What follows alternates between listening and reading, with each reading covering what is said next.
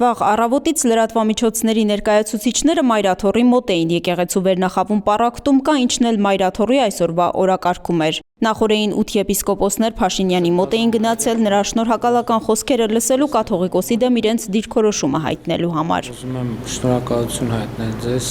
ձեր սկզբունքային դիրքորոշման համար, որ դուք Կաթողիկոսին այս եպիսկոպոսները մեղադրում են ինտիմ սկանդալի կենտրոնում հայտնված Արշակ Սրբազանի իրենց խոսքով սրբապիղծ արարքի վրա աչք փակելու համար։ Դրա համար էլ պահանջում են ոչ միայն Արշակ Սրբազանին հեռացնել եկեղեցուց, այլև ակնարկում, որ կաթողիկոսն ինքը գործը կոծկելու փորձի համար պետք է հեռանա։ Իսկ ովքեր են այն հոգևորականները, որոնք մտել են կաթողիկոսի դեմ Փաշինյանիային խաղի մեջ, որը սկսվել էր Վեհափար Հայրապետի կուսակրոնության ուխտը խախտելու վերաբերյալ վարչապետի պնդումներից։ Ներկա հոգևորականների մեջ մեղմ ասած տարբեր ժամանակներում սկանդալների մեջ հայտնված եպիսկոպոսներ կան։ Նավասարդ arczepiskopos Կճոյանը կարելի է ասել վերջին տարիների ամենաօդիոզ բարձրաստիճան հոգևորականներից է։ Օֆշորային սկանդալներից մինչև Bentley։ Փաշինյանը թե ընդդիմադիր եղած ժամանակ, թե դրանից հետո բազմիցս է հրապարակավ մեղադրել Կճոյանին, համարելով նրան կոռումպացված հոգևորական։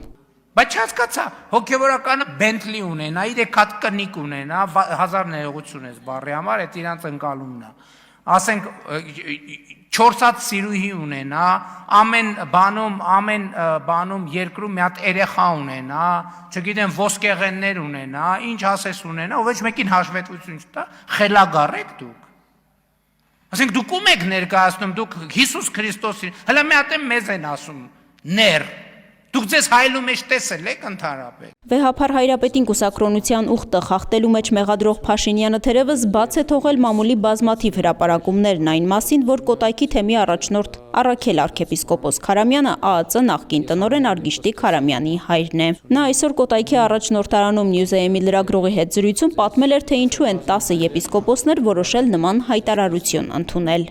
Մենք մեկ ամիս շարունակ ամենայն հայոց կաթողիկոսին ասել ենք, հորդորել ենք, որ Արշակ Սրբազանի հարցը պետք է լուծվի, սրբապղծություն է տեղի ունեցել։ Անգամ չենք ասել թող կարգալույծ արվի, ասել ենք, որ եթե հնարավոր է որոշ ժամանակով, ասենք 5-6 ամսով կասեցվի նրա ծառայությունը, թող գնա, զղջա, ապաշխարի, վերադառնա եկեղեցին։ Դրանից հետո կաթողիկոսը հանձնախումբ է ստեղծել, ասել է դուք զբաղվեք այդ հարցով։ Փորձաքննությունն էլ եկել է ու երբ տարել են, կաթողիկոսն ասել է այդ հետազոտության արդյունքն ինձ համար առ-ոչինչ է, ես չեմ կարող Արշակին հեռացնել։ Արշակին հեռացնելը նշանակում է հայ եկեղեցու կործանում։ Եթե ինքը այդպես է մտածում, ուրեմն ինքը պաշտպանում է սրբապղծությունը։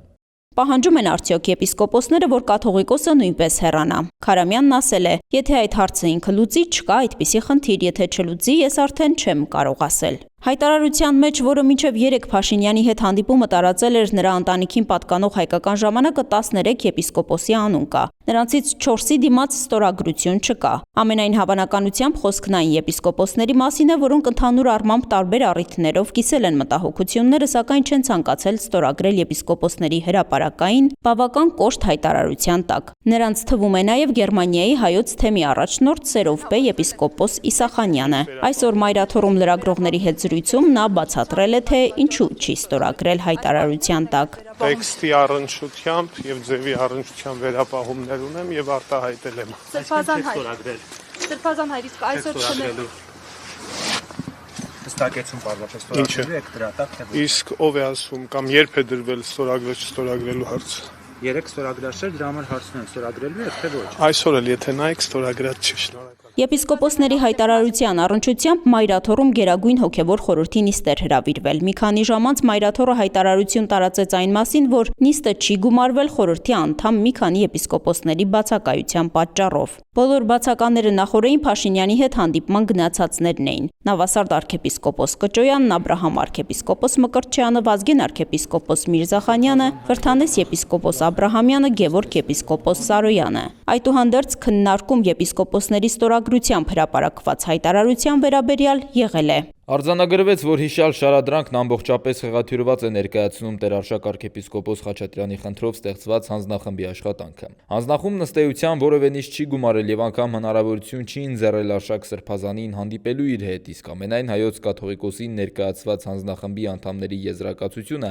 պատշաճ ընթացակարգով չի կազմվել։ Նշվեց նաեւ, որ հանձնախմբի կողմից որևէ պաշտոնական դիմում չի կատարվել քննչական կոմիտեի Սրբազանին վերագրվող տեսանյութի փորձաքննության համար, իսկ հանձնախմբի առանձին անդամի կողմից ստացված եզրակացությունը ձեռք է բերվել օրենքի ակնհայտ խախտումով։ Սպառիչ եւ լիարժեք չէ եւ չի կարող արժանահավատ հիմք ծառայել, որով եւ չէր կարող ընդունելի նկատվել հայոց հովապետի կողմից։ Տեղեկացվեց նաեւ, որ նոյեմբերի 24-ին հանձնախմբի ատենապետ խաժակ arczepiskopos Պարսամյանը հաշվի առնելով առկա հանձնախմբի արդյունավետ աշխատելու դժվարությունները գրություն է ուղղել վեհափառ հայրապետին, առաջարկելով հարցի արդար քննության իրականացման համար ձևավորել 3 անձից բաղկացած նոր հանձնախումբ, որը կարող է նաև քննարկել Սրբազանի ծառայության առժամանակյա կասեցման հարցը մինչև հանձնաժողովի աշխատանքների ավարտը։ Նոր հանձնախմբի առաջարկի վերաբերյալ նոյեմբերի 25-ին իրազեկվել են եւ համաձայնություն տվել գործող հանձնախմբի անդամները։ Ակնհայտ է, որ հայտարարության մեջ ամենայն հայոց կաթողիկոսի հասցեին հնչող մեղադրանքները բացարձական հիմն են եւ շինծու։